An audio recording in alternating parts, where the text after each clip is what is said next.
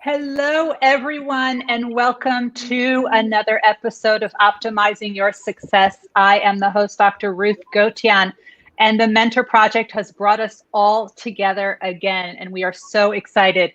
This is a show that you are going to want to text your friends to come and watch because we have not one, not two, not three, but four Olympian and Paralympians who are joining us today. This is not an episode you want to meet. And in the pre-show, they already started sharing some stories. And I said, hold everything, because everyone needs to hear this. So this is great. We have people who competed in the summer, in the winter, in multiple Olympic and Paralympic games. So you are not going to want to miss this. You guys know that I study extreme high achievers, and we have four incredible extreme high achievers here today.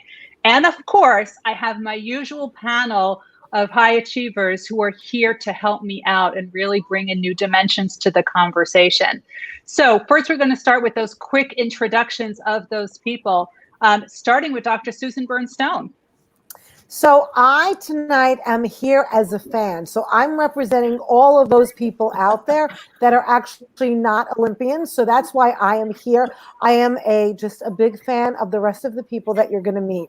But I'm not being a really big fan of the Olympics. I'm also a mental health professional and a television talk show host and many other things. But I'm so happy to be here as a supporter and fan. I'm a good cheerleader. Oh, thank you. We definitely need all of those cheerleaders.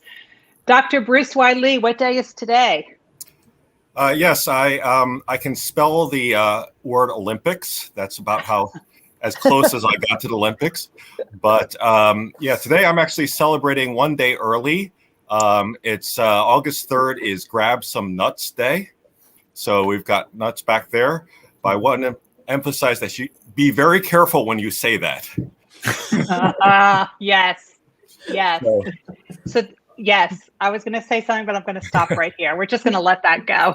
Yes. Now, what do you do in real life when you're not making jokes with pictures on your green screen? I'm a writer, a journalist. I cover health and healthcare for Forbes. I'm a physician scientist. I'm a modeler, a professor, and big fan of Devin Harris. Ooh. Yes, and we challenge Bruce. Bruce and I both write for Forbes in very different columns. He writes in the science and quite a bit on COVID, but we always challenge him every week to insert a word that comes up in our conversation and insert it in a future article. And he's managed to do that. He even got the word speed suit in there, which was, Devin and I were chatting. I think it's a unitard. He insists it's a speed suit, but. I got both the words unitard and speed suit just to cover both. And tiara, so you're good. Devin Harris. Hello. Well, what can I say? Always great to be here. Devin Harris, three-time Olympian, founding member of the Jamaica bobsled team. Mentor with the Mentor Project, man. Things are looking up for me. And, a fan of Susan and Bruce and Ruth too. What can I say? Devin, we are so excited that you're here. And, these are your people. These are my people. It's always these are great to people. hang out. You definitely have the same language, the same. And I want the next person who will introduce himself is actually a friend of yours. And I actually met this person through you. If you remember. I really talk too much, don't I? I know. Chris with a C, with a great new haircut. Thank you. Yes, Devin is the networker, isn't he? He connects all of us. I think he's connected me to a lot of people. So yes, I competed in Paralympic Games, 7 Paralympics. We're talking summer right now, 3 summer games. I did 4 winter games as well, but that really isn't relevant right now because it is the summer games that are going on. And so, yeah, excited to be here. I've raced wheelchairs on the track and I'm looking forward to covering this year's Paralympics for NBC. I will do opening and closing ceremonies in addition to track and field commentary. So. Oh, beautiful. Can you tell us when that is? I'm excited that they're actually showing it now. It will be the 24th of August through the 5th of September. will have over 1,200 hours of coverage. I mean, this is amazing. Not too long ago in London, it was 3 to 4 hours of coverage. Now it's over 1,200 hours of coverage. What amazing, because these were the games that we always wanted to see and never could. So I am excited, and we're all going to be following you to check out what you're saying and explaining to us. And we're definitely cheering from the side. Thank you. Chris, I know that you competed with Pam. See, everyone's really connected in some way. Pam told me she knew who you were. And I said, but how can that be? You were in 2 different events, but apparently you guys lived in the same building. Pam, welcome. Thank you. It's great to be here. So Pam McGonigal, and I'm a 4-time Paralympic athlete in the track and field, and I'm a middle distance runner. And yeah, I'm pretty sure that Chris was with the group that lived on the first floor of the house that we were in the Paralympic Village in Athens. No, Sydney. Oh, so we want to know if who created trouble. Definitely the guys on the first floor. A lot of trouble. It's more fun that way. So Pam, tell us middle distance for those people who don't know what middle distance is. What is the what distance did you run, and what part of track and field? So I ran the 800, 1500, and 3000, and eventually it shifted from the 3000 to the 5000 as the women's distance events. That sounds like long distance to me, like really long distance. It's middle distance. Wow. Can I just add that Pam and I have so much in common, because I grew up in Jamaica and everybody assumes that because I'm Jamaican, I'm a sprinter. Well, maybe, but not all that fast in Jamaica. So I was a middle distance runner as well, 800 and 1500. See? Awesome. Yeah. See, we're all connected in some way. So That's great. Chris with a K, I am so excited that you are joining this group. Hi, everybody. It's great to be here. My name's Chris Thorsness.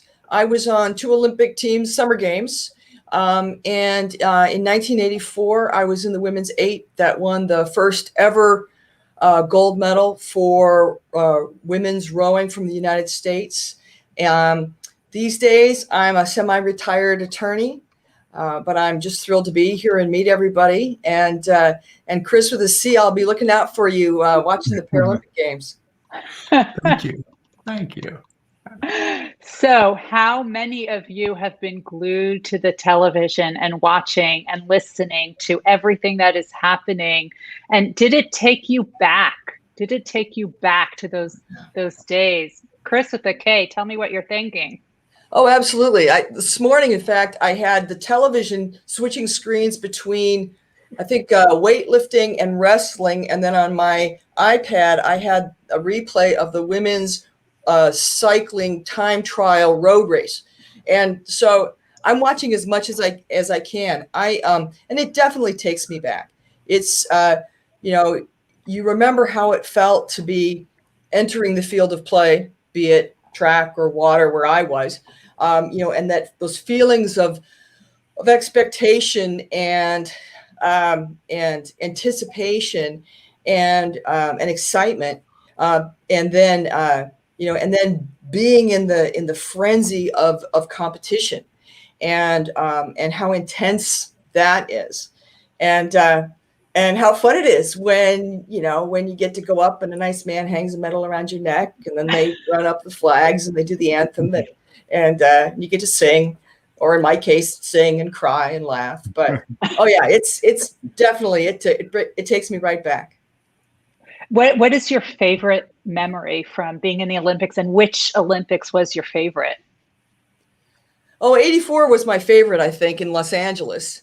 From an athlete's perspective, that was a wonderful games. They were just so accommodating. Pretty much anything we wanted to do, they'd let us do within reason. I'd say one of my highlights definitely was being in the opening ceremony in the LA Coliseum with 110,000 people in the stands. And just by chance, I found my parents up in the grandstands. And wait a minute. How could you possibly? So many Well, people there. my dad would wear a straw cowboy hat when he went into sunny climates because he was a little thin on top, right? So I was walking along, looking into the crowd, and I saw this cowboy hat waving, and I followed the arm down, and there was my dad. So I hadn't seen my folks since Christmas time, and this was now middle of July, and I was kind of excitable. And the fence between the grandstands and the infield was only about waist high. So I just jumped over the fence and ran up the steps in the stands. And you could see the security people knew what to do if somebody tried to get onto the infield, but not quite what to do if somebody tried to get off. So I ran up and hugs and kisses to mom and dad and some relatives. And then I said, well, got to go, and ran back down. And they opened up a gate for me to get back out onto the infield and run off and find my team again. That was clearly one of the highlights. I love it. I love it. Pam, what's your story? What's your favorite Paralympic memory? Probably my favorite is it definitely is in 1992 for my 3,000 meter where I took gold is definitely my personal favorite. But I must say that it was really cool in Athens. I was injured at that, so I didn't perform as well as I would have liked to, but it was really awesome to see the advancement that had taken place within the Paralympic movement, because to be able to see it grow so quickly within 4 games was awesome. But personally, it was definitely 1992. And what was it about 1992 that was so special? And also, what are the big changes that you saw over those 4 Olympics? Because you really have that perspective. Mm-hmm. In 1990, my father was diagnosed with terminal cancer, and he was always my biggest fan and always told me to believe in whatever I set my mind on, and that if I did believe, that I would achieve, and if I fell down, I would just need to get back up and keep trying, and eventually I would get what I was looking for. And in Barcelona, that's absolutely what happened. My favorite, the event that I was favored in was probably more likely the 1500 than the 3000. But I ended up with a bronze in the 1500, ended up with a bronze in the 800, and pulled out a promise that I made him to bring him home a gold medal very shortly before he passed away in the 3000 meters. So nothing can or ever would be able to take that memory away. Oh, I love that. I got chills, and I've heard that before because I wrote about the gold medal memories. And Pam and Chris, they were part of that Forbes article, which I know is in the comments, so everyone can see that. But that's so special, and it must have been so special knowing that you were able to do that, keep your promise that you made. Yes, it was phenomenal, and it was challenging and tested my strength to the maximum amount. I mean, basically crushed 2 times, 2 strikes, 1 left. There was a lot of pressure, self-inflicted, of course, but that was my chance to show him that I absorbed everything he said, and he gave me a very special gift by teaching me what he taught me, and it was my chance to deliver, and I was blessed to be able to do that. Beautiful. I love that. Well, thank you. Now, Chris, you've had quite an interesting road to the Paralympics. Tell us your story. Yours is a good one. I mean, they're all good, but well, a good one. Wow. Where do I go? Because I was actually prepared for my moment. Okay, go ahead. I feel like I'm going to. I need to share this with you. I think ahead. Just because it actually connects back to Japan as well. So I competed. One of the places I competed was in Nagano in 1998. And prior to going to Nagano, all the officials on the team were saying, if your family is coming, make sure that they get a Western hotel. And so I relayed this to my mother and my brother who were coming over. And my mother said, no, I don't want to do that at all. I want to go to a B&B where you get all the different, I'm not going to get the terminology right, but where you have to go, different slippers for each room and all that stuff, and a more traditional, a bathroom that is not what people get in the Western place. And so she stayed in this B&B. She was there early. My brother had not arrived yet, and she didn't have a ticket for the opening ceremonies. So I went to what was the US OC at that point, the Olympic Committee, which is now the US OPC, US Olympic and Paralympic Committee, and I got her a ticket. And so I called her B&B, and I thought, I can just ask for the American, and it'll be okay. And there was a B&B that was owned by the son. The mother actually answered, and she did exactly what you'd think she did. She hung up on me. And so I went back to the USOC, and one of the women there had been an intern in Japan. So she called and she talked to them, and I knew the word yes from going to sushi restaurants, basically. So they're going back and forth, and it's like, hi, hi, hi, hi, hi. And I'm like, okay, well, this is good. They're just saying yes. And so she hung up, and I said, great. So you gave the message, right, that I have a ticket. And she said, no, because the thing was that didn't have couldn't write anything in English. It was the father who answered at that point, couldn't write. So my mother received a message that said son. That was it. That was the word that he knew. So she got a message that said son. And so she didn't get the ticket. She was walking around outside of the opening ceremonies. She's just naturally curious, right? So she's just checking it out. And people said, oh, hey, why are you in town? And she said, well, my son is competing in the Paralympics. And they said, oh, well, you need to come in. And she said, well, no, I don't have a ticket. And she ended up like front row for the opening ceremonies. They just brought her in, and she ended up for the opening ceremonies. Wow. Moms know how to do that. She also loved, she was like 5'3", 110 pounds, and loved Japan because everything was straight off the rack for her. She was like, oh, this is so cool. Everything fits me. It's great. I love it. All right. We're going to hold on to your story. You'll tell us that. Everyone will get to tell their story of how they made it to the Olympics. But Devin, some people have previously heard, but why don't you, or they saw the movie Cool Runnings, but tell us your favorite Olympic memory. So it would be the opening ceremonies, and I'd probably have to cheat and give you two, because obviously Calgary is super special. Imagine stepping into a stadium and there are 50,000 people screaming, and you look off to your right and there are more cameras than you can count, I promise you. And because you've watched it so many times before growing up, that in that instant, your images being flashed around the world. And there's some little kid going, wow, he must be one of the best athletes in the world. And you're kind of hoping you can live up to that. But in that moment, you're living the dream. Just like if there's ever a moment, it's in that moment.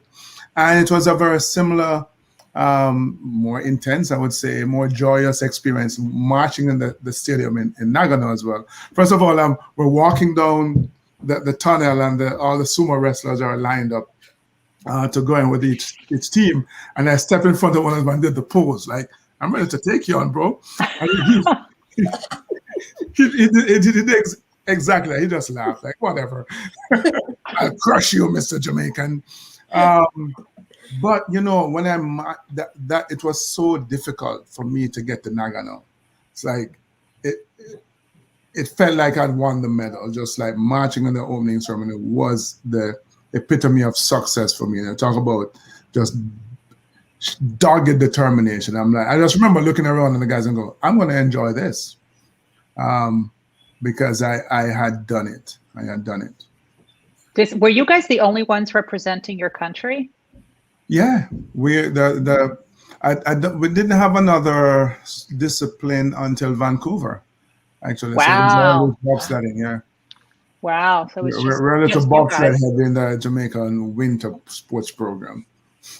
I'm just seeing a young Devin Harris just really excited at the opening ceremonies. And this was probably before the cameras, where everyone was just taking pictures of everything around them. You were just soaking it in. I was absolutely. So, so the one disappointment was in Nagano, we actually had cameras, but we were told not to take them. And then you saw other teams with their cameras. I'm like, look at that. But yeah, it's just amazing experience all around anyway. I love it. Thank you. Chris with a K. Tell me your Olympic story. You're from Alaska. Mm-hmm. Not too many Olympians coming out of Alaska. Well, the last week there's more been- now. Yeah. Yes, we've got a swimmer now. But tell us how you made it from Alaska to Olympic gold. Tell us that story.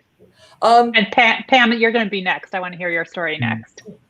I played a lot of sports when I was growing up. I played basketball and volleyball and tennis and ran track and things, but I wasn't especially good at really any of them. And so I was heading off to the University of Wisconsin. My brother John had rowed at the University of Washington. And so he said, why don't you give rowing a try? You're kind of small, but you've got a good head for it. Give it a shot. They've got a good team. So when I was standing in line, this is of course pre-computer ages. So they did all your registration in these long lines. So I was standing in the registration line, and the coaches for the rowing teams were going through and recruiting people out of the registration lines. So they recruited the two women standing behind me in line, and because I was too short to be noticed, but I listened in, and then went to the organizational meeting and was immediately hooked, and spent 4 very happy years rowing at Wisconsin and being a part of a team that had this tradition of excellence. There were, even when I arrived, there were a number of Olympians and national team rowers who had come out of this program. So it really was in the realm of possibility, although I was, again, too small, and a number of international coaches told me that I was too small, but I just kind of kept showing up, how that goes. And they never told me to go away. And so I made my first national team the summer after my senior year at Wisco. And so I competed at World Championships in 82 and 83 and got silver medals at both of those. So then I was in line to try out for the Olympic team, but I didn't imagine that it would really happen to me until it actually did. We had a number of people who had held over from 1980 because of the boycott. So we had a pool that was really deep in experience, and and how it is being an amateur athlete in this country, it's hard to do it, unless you've got corporate sponsorship or something like that, especially back then. We paid for our housing, our food, our own health insurance, if possible. We paid for all of our coaching and everything. And so, but these folks had missed out in 1980, so they stayed on. So we had a lot of those people too. And even when I made the team and we went off to the Olympics,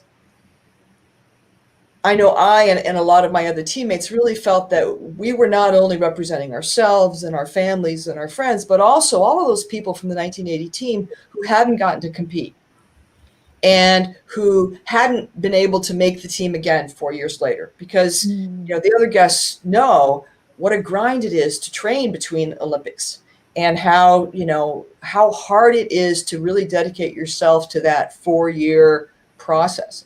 And so I got to the Olympics really kind of by surprise. I was amazed, and I think my coach was a little surprised too. But it's all my brother's fault, really. You're not the first one to tell me that it was a sibling who did it before, and you sort of, you want to do what your sibling does. But almost every single one, and Pam and Chris, and I know Devin did, they tried a number of other sports before they found that the one sport that they love, that they just had to do. It's something that just fueled them every single day. And it sounds like you found it in college. Absolutely. Yeah. So you were not one of those people from 10 years old rowing. Oh no, not at all. Rowing really, it sucks you in and takes over your life. And if you know any rowers, they're like that. We're kind of an odd bunch, but yeah, and it just resonated for me on so many levels, being on the water, being outside, and the sort of the quintessential team aspect of it, the synchronicity of motion and the synchronicity of purpose and thought that's required to really make a boat go fast. It's not just all, pulling on the oar and throwing a lot of water around. There's a lot more finesse that goes into that. And I'm kind of a anal retentive wonk. And so that kind of detail really appealed to me as well. That and just the hard work. I just like physical hard work. I have a feeling that's a theme we're going to hear. It certainly is with all the extreme high achievers who I study, that the consistency of the hard work and wanting to do it no matter what, and the attention to detail is a constant theme. And I have a feeling we're going to hear it a few more times tonight. Pam, I'd love to hear your story. So I, like Chris, my brother played a big role in me becoming active in sports. I was visually impaired since birth. So I have albinism, which is a congenital condition that causes visual impairment or can cause visual impairment. And, I look different. So I was made fun of and bullied, and I was sort of just hung out with my brother a lot, spent a lot of time with him. We figured out how to adapt different sports. We set up systems so that I was able to play hockey with him without seeing the puck, play football without seeing the ball, Wow. Baseball. And I mean, obviously I had a little bit of athletic talent somewhere, but it would have never come out without the time that he and his friends put in working with me. And I was looking for that place to be accepted and to be respected from my peers, and to prove to them that I was capable and that I had abilities just like they did. And in sixth grade, we were forced to compete in an annual Olympics. I was really small, so no way was I going to throw. I didn't have a lot of pure speed, so I wasn't fast. So sprinting was out the door. The longest event they had was an 800. I don't know why, but I got in my mind that I was going to win that event. I went home. I told my parents, I'm winning this 800.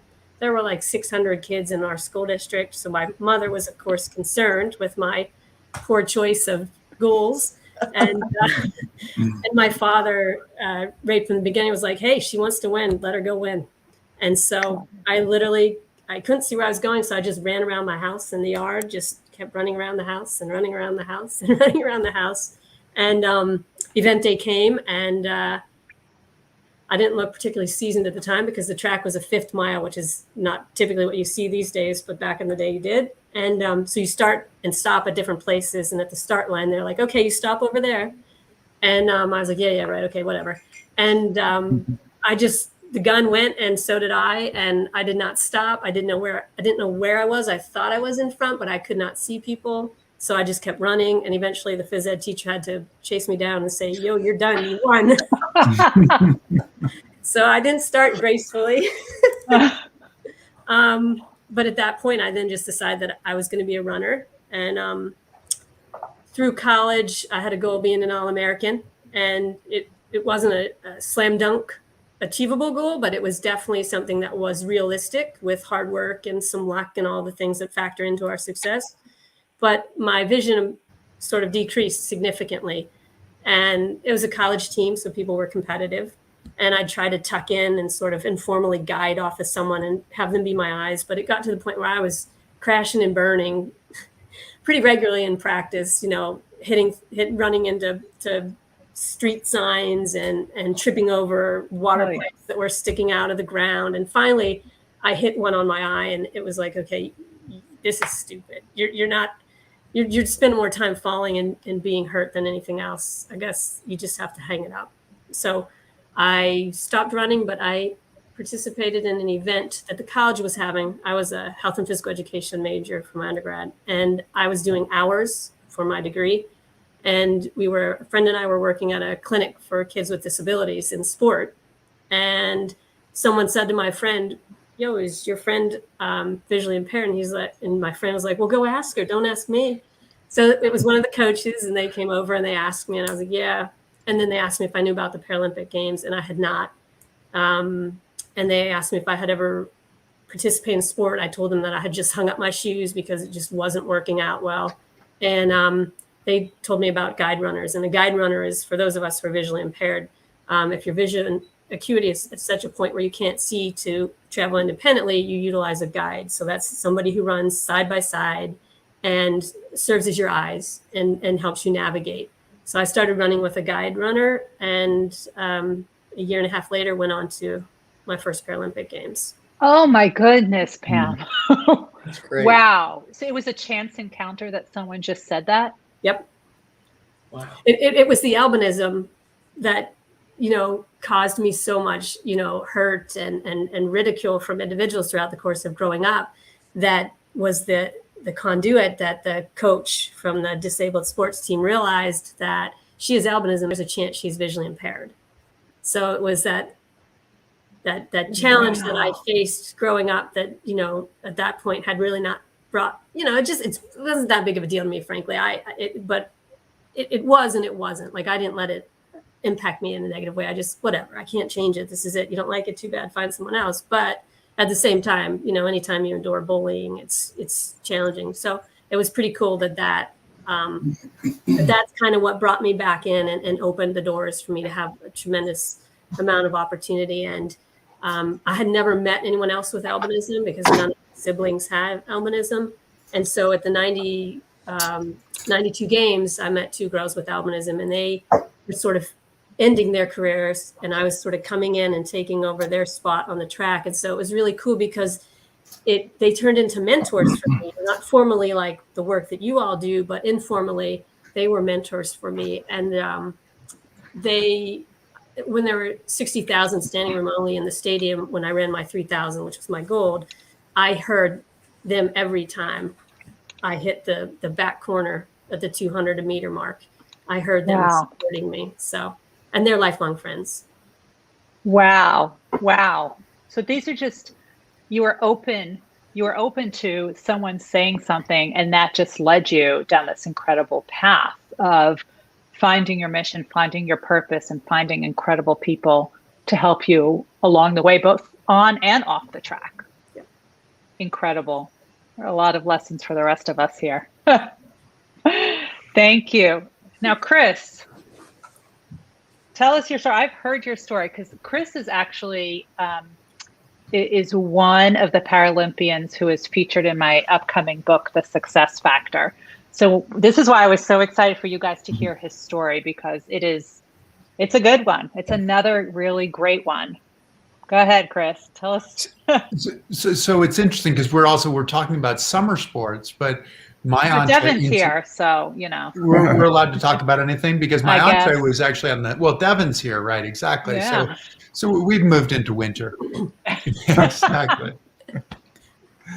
But my entree into Paralympic sport was really through skiing, and skiing, unlike some of the rest of you, was my first love. I started ski racing when I was 6 years old, and skied through college. I was skiing in college. It was my first day of Christmas vacation. I went home, and what you do is you go to the mountain where you've grown up, and you train there over the holidays. And my brother and I went and met up with a few buddies, and it's one of those you get to trade stories of what had happened throughout the school year and all that stuff. And we went and took a couple of runs before we were going to train that day. And then we took one more run because the coach wasn't at the timing shack. So we took one more run, and in that run, my ski popped off in the middle of a turn, and I fell, and I didn't hit anything but the ground, and I broke 2 vertebrae, damaged the spinal cord.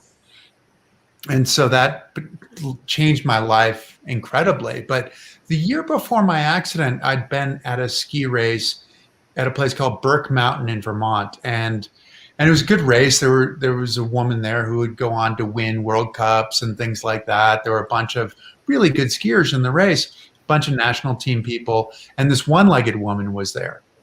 And I'd never seen anything to do with the Paralympics prior to that, but I saw this one-legged woman at a ski race, and in a lot of ways, she was the best athlete that I'd ever seen because she didn't have time for excuses. She's like, look, I'm going to fall down and I'm going to get back up. Like, that's the way it's going to go. I know that I'm going to fall down. In my mind, she was like Jason from Friday the 13th, that killer that you think you've killed him. And but then he comes back in the next scene and he's still chasing you. Like, that's how you felt with her. You felt like she was chasing you. And I didn't talk to her that day. but in a lot of ways, I gained a hero. And the year later, I had my accident, and I unwittingly or wittingly, I guess, really at that point, I ended up following in Diana Golden's footsteps and wanting to do for other people what she had done for me.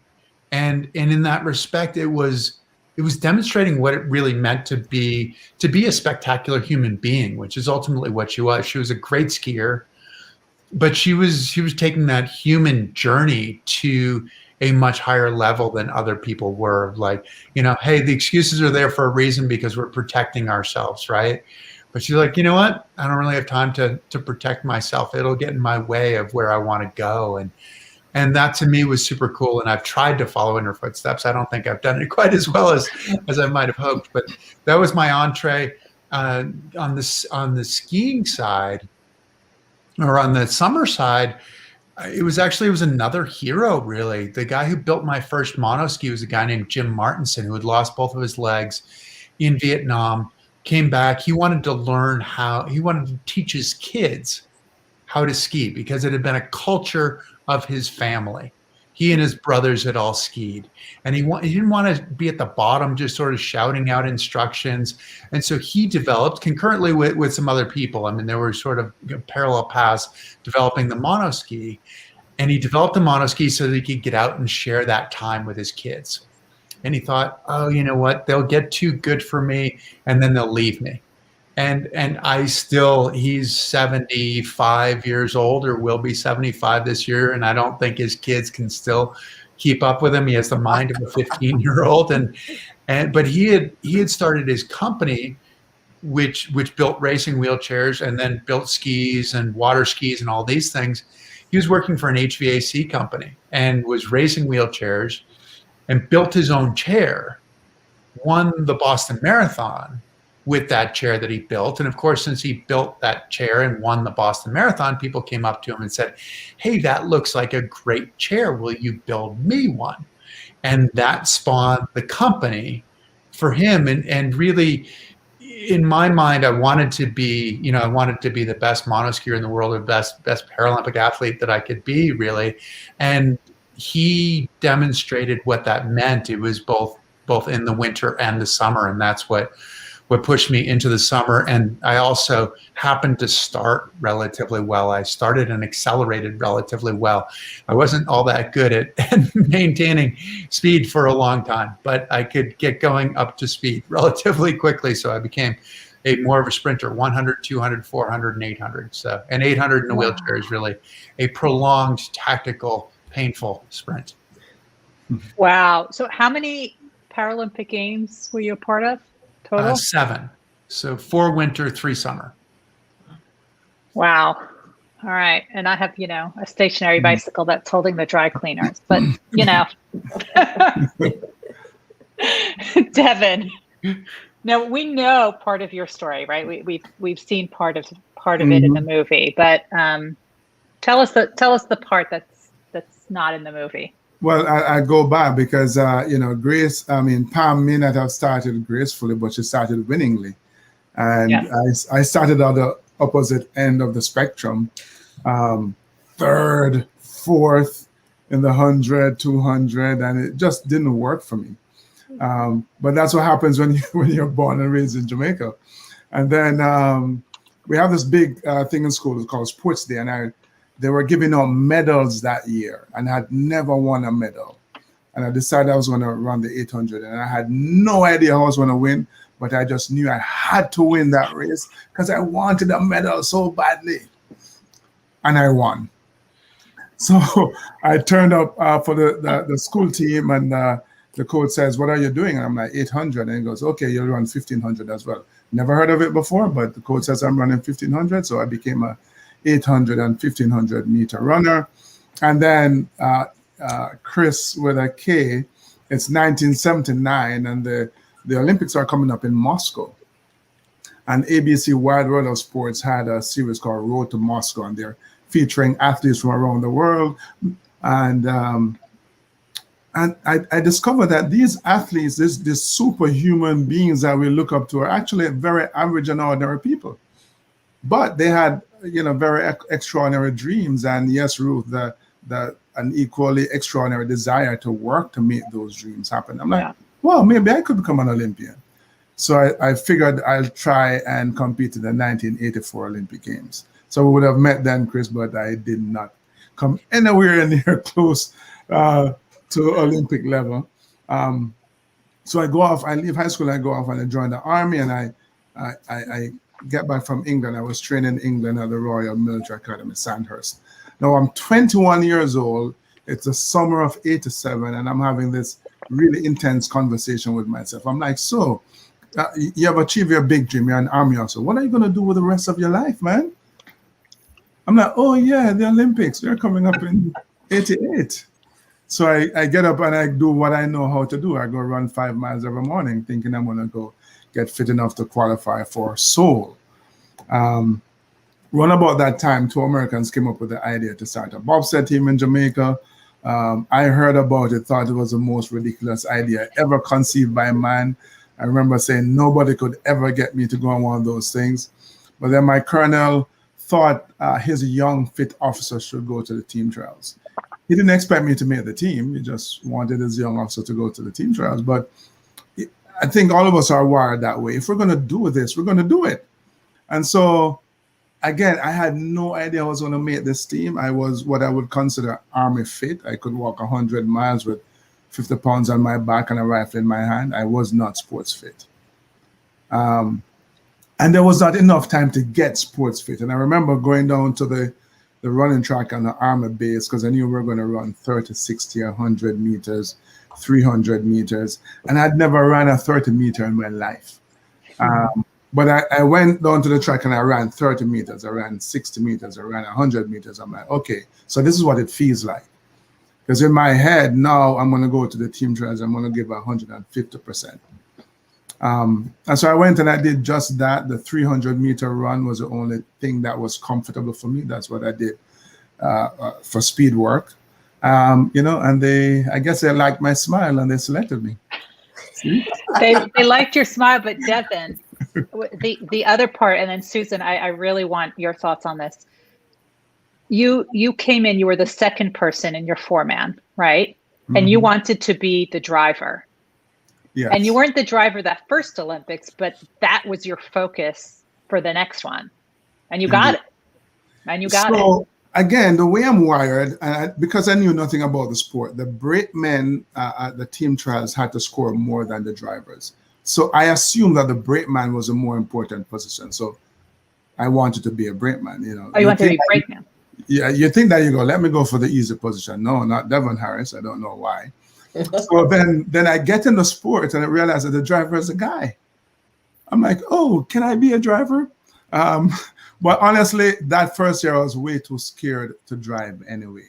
But I knew that I was going to be a driver. And so after '88, I did become a driver and I drove in 2 other Olympics. So what Devin does not say this time, but he shared last time, is that he's afraid of heights. Yeah. Yeah, and like I said, I have a screw missing. I've jumped from a plane and I've, bobsled and speed too. The worst thing about my bobsled experience when I just got started is in Calgary, you can stand at the start and see the finish curve. And while the track really snakes around the side of the mountain, when you're at the top looking down, you get the perception of this precipitous fall. And I just, like my first run, I just said, look, if I die, I die, but I'm going. Oh boy. You have to go.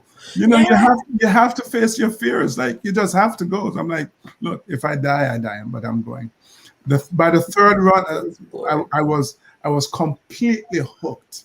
I was scared to death, but I remember going through the cries of that corner on which we crashed, and I'm going, like I could have used your father's cowboy hat there. I love it. So scared to death, but love it. All right, Susan, Dr. Susan Bernstone, I need your thoughts here. Well, I'm sorry. Rather than sharing some thoughts, I really have some interesting questions. Now, normally I would speak to, because I'm so fascinated by each of your individual stories and journeys, and the psychological person in me has like lots of questions. But as a spectator and a sociological type of thinker, one of the things that I would love to hear about, because I've always admired this, and this is my fantasy, right? Is that you're all together, all the Olympians are together, and you're competing with each other. So there's so much competition, yet the paradox is what comes across is this sense of community. And I've always been interested both, like, how is that? Like, I always wanted to get to the Olympics just to experience more of that feeling of what is it like to be competitive with people that you're in such a community with. And it felt from the outside, again, I've never been there, but from the outside looking in, it looks like you're also supportive. And I always think, like, maybe they have the key to the answer of society, especially these past few years. Yes. When there's been so much adversarial stuff. I think it's the Olympians. We need to know, how did they do that? So I would love to hear from whoever wants to address that. So I'm sorry, Ruth. Normally I comment, but I hope it was okay that I asked a question. Yes. So I call the 16 days of the Olympics and life in the village as utopia. And 1988 in particular was pretty unique. We lived in a very different world. We're at the height of the Cold War. I was a newly minted army officer where I was trained to believe that everybody behind the Iron Curtain was evil. And here I am, I'm in the Olympic Village and I'm killing the Pac-Man, right? I'm dating myself there. I can't do this stuff, but I can do this. But off to my left is a guy from Poland. Off to my right is a guy from East Germany. And, I look at them and I didn't see evil. I saw another human being, somebody who shared very similar hopes and aspirations and suffered from the same human frailties and foibles. And I realized that the big difference between us was ideology. And it wasn't even our ideology. It was one that was fed to us by other people. And so we lived in this utopia, and we started off the conversation talking about our favorite moment.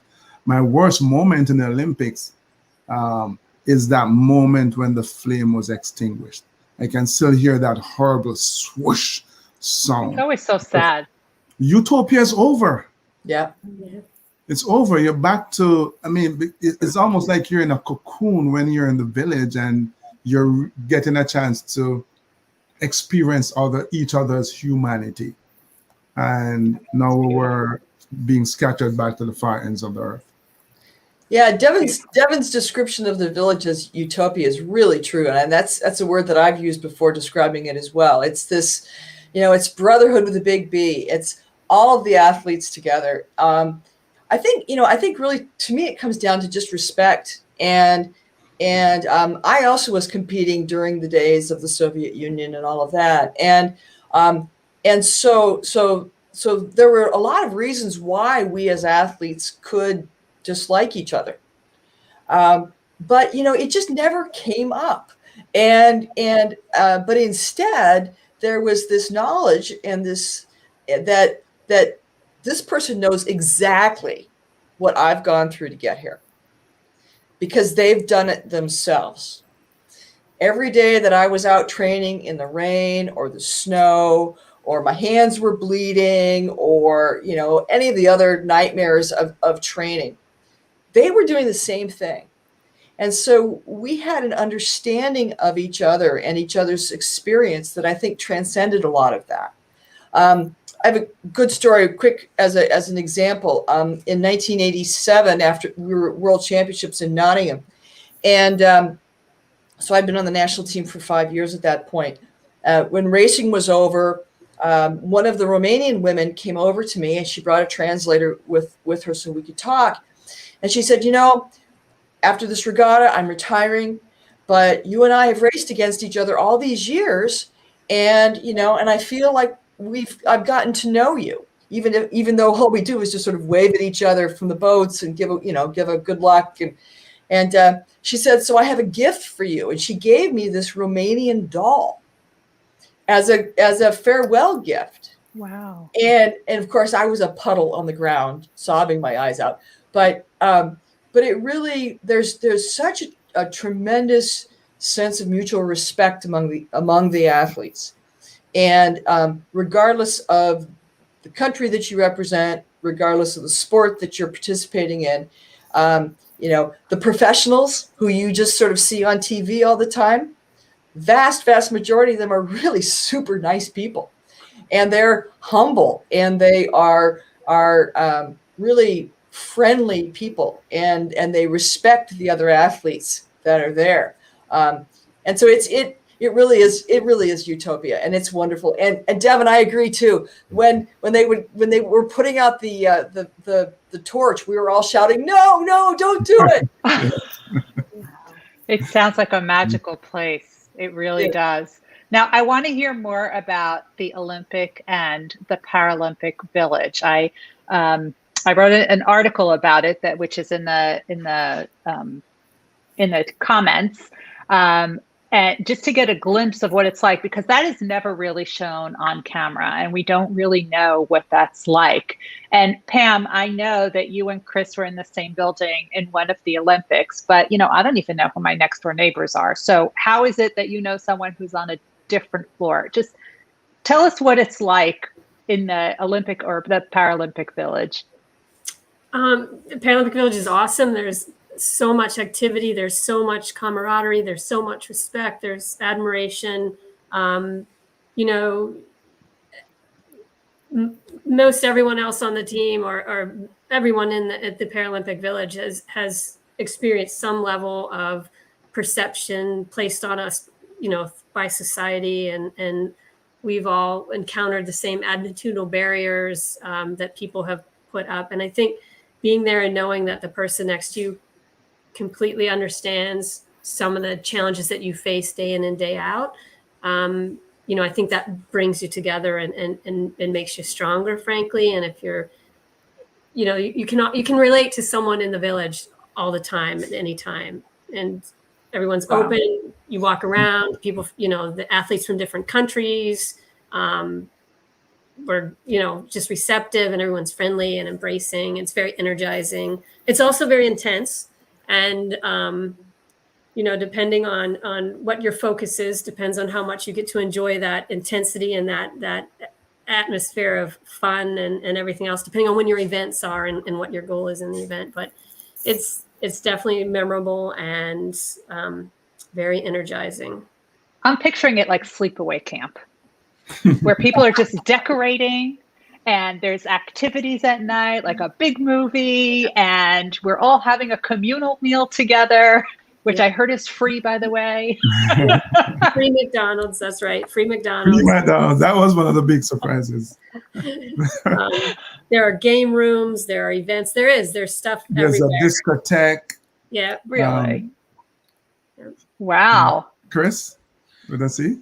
Yeah, it's funny because like being a wheelchair racer, going in the summertime, we race against or with and against all of the wheelchair racers, certainly domestically and a lot internationally.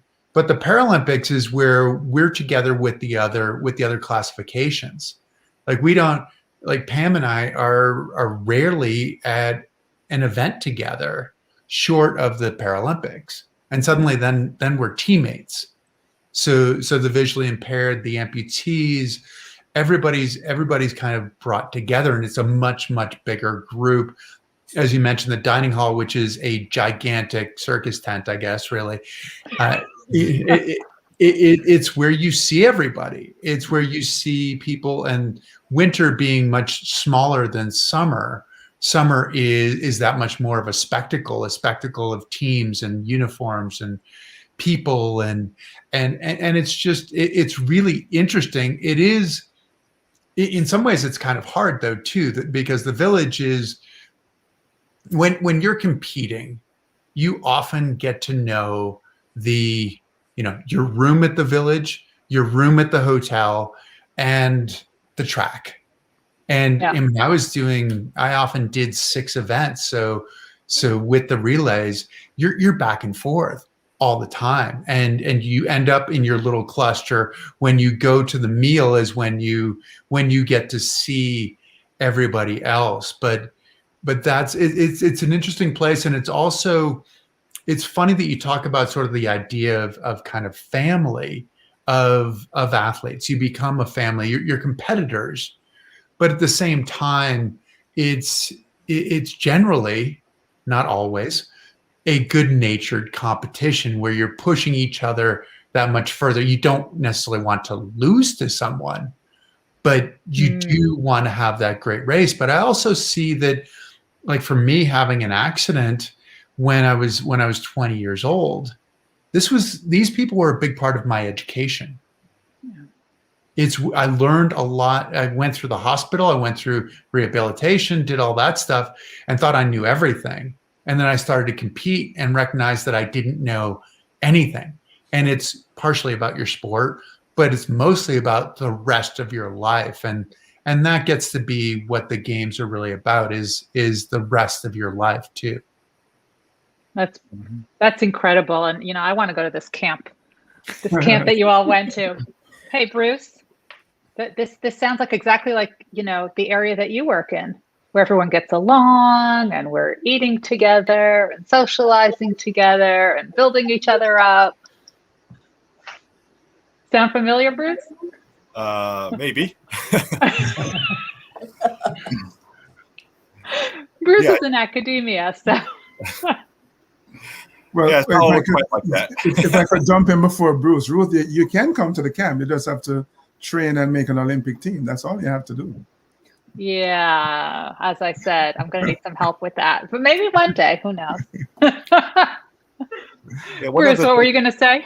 Yeah, one of the things I should add. So I'm part of a project called Project Play 2024, which is organized by the Aspen Institute and includes our team is one of the founding partners, and it includes all the major sports leagues like NBA and NHL, and also U.S. Olympic Committee, and it includes Olympians as well. And one of the goals is to really increase sports participation among kids, because that's been dropping, over the past several decades, and that's also contributed to the physical inactivity. And these stories are great because this shows, of course, naturally, most kids are not going to have the opportunity to reach the pinnacle like all of you can. You guys are all exceptional, and the tiny percentage there managed to make it just the big time. But even if you can't make it, there's so much benefits to playing sports,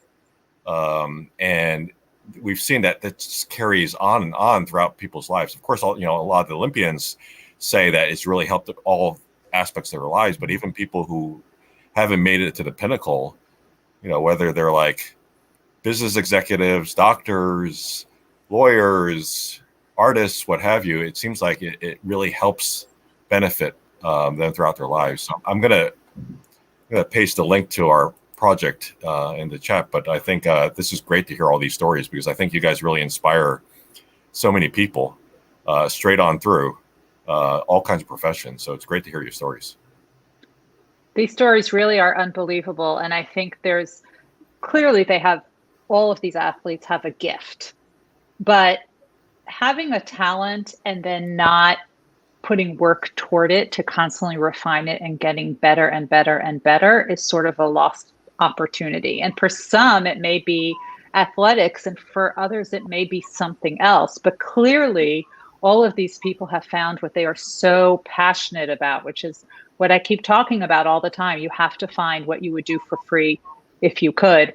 And I have interviewed many, many, many, many Olympian and Paralympians, and all of them are the nicest regular people, whatever regular people are. And I'm trying to think that the people who are not nice are the non-regular people.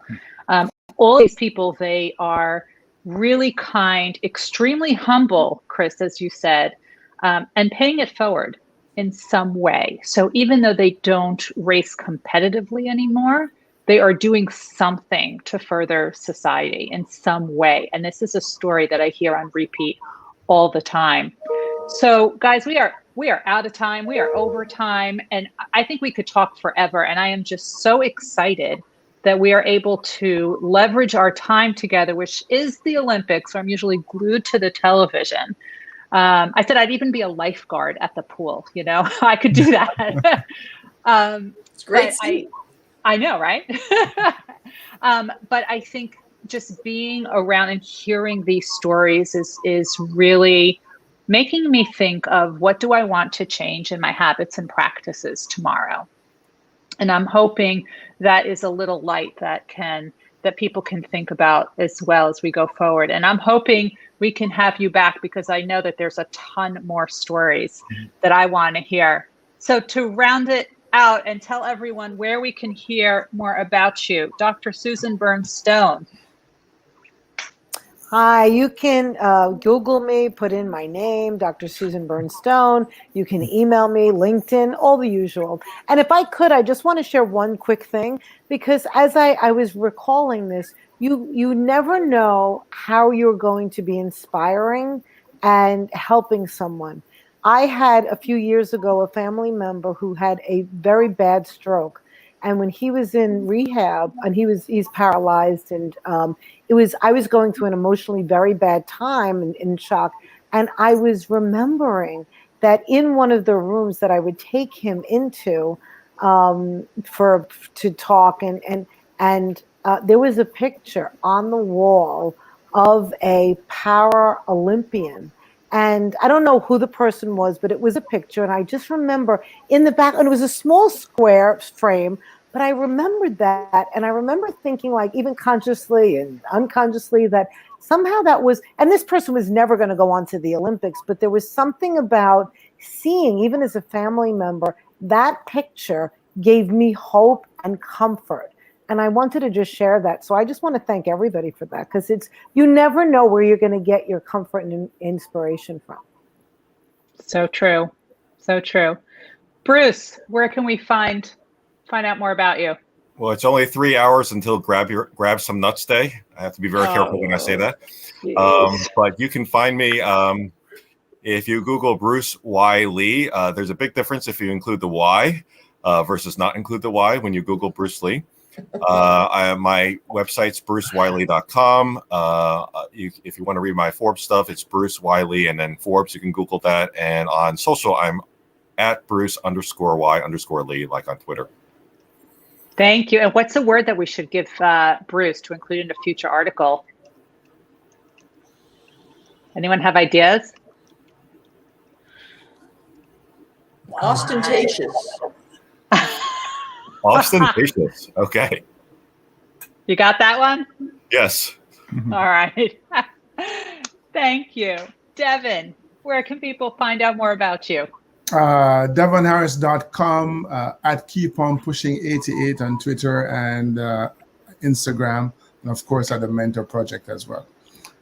Love it. Yes, Devin is one of the new mentors on the Mentor Project. So he has come to the brighter side. We're so happy to have you, Devin. You're sitting at the cool kids table. We don't quite have McDonald's at the circus. I've always wanted to be at the cool kids table, man. I've tried all kinds of things, gone to the Olympics. None of that measures up to. It took three. Good. It took three Olympics. Chris with a C, where can we find out more about you? And please, again, tell everyone when we can also hear you during the Paralympics. Yes, it'll be the August 24th through September 5th. I wish I could tell you 1 o'clock on Tuesday. I don't know those things yet. So I apologize. I wish I knew that, actually. It might well be. We'll be actually filming from Stamford, Connecticut. So I will be going to work at 11 o'clock at night kind of thing. So you probably don't want to be watching me as I'm actually filming it. Maybe, I don't know, or maybe you do. For the insomniacs out there, we will be there for you. But yes, so you can find me there. 2 separate places. Chris Waddell Living It is really my for-profit company. So that's a podcast, a TV show we're working on. It's my page on Facebook. It's my Twitter handle. And then One Revolution is my foundation. So the word one, O-N-E, revolution. And so that's the same on, on Twitter, on Facebook. The film One Revolution documentary, if you Google that, it will bring you to the Amazon Prime. You can watch it on Amazon Prime, which is pretty cool. My climb of Mount Kilimanjaro, tallest mountain in Africa. So yeah, that's basically where people can find me. So Winter Paralympics, Summer Paralympics, and you climbed Mount Kilimanjaro. I did. Yes. Well, I need to take the dry cleaning off the stationary bicycle. It's an ongoing process. You know how this works, Ruth. It's you get up in the morning and you do something new that day, right? You know I had what? some avocado toast the other day. Stamford, Connecticut is not far from me. I'm going to meet you and you're going to put me on a schedule. That's what we'll do. Pam, where can people find out more about you and all the great things you're doing? You can Google me or Facebook and Instagram. Beautiful. Thank you.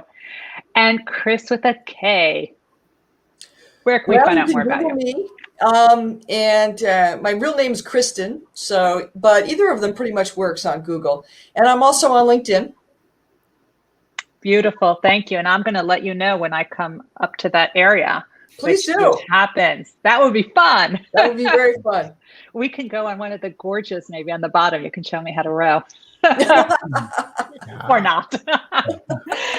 Anyway, everyone, I am Dr. Ruth Gotian. I am your host. I am so happy and excited that we can bring these extreme high achievers to you. Please note that the audio from this is being converted to a podcast. So if you just look up the Mentor Project, go subscribe. Please leave us a rating and review because we have these incredible guests coming all the time.